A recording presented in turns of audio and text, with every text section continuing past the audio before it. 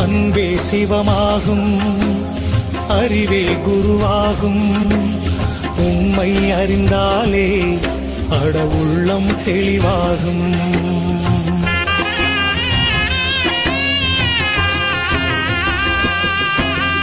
அன்பே சிவமாகும், அறிவே குருவாகும்.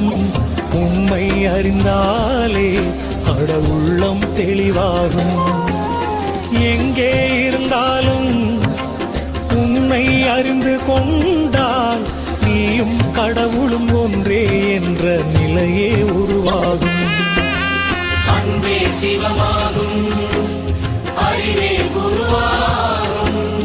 உண்மை அறிந்த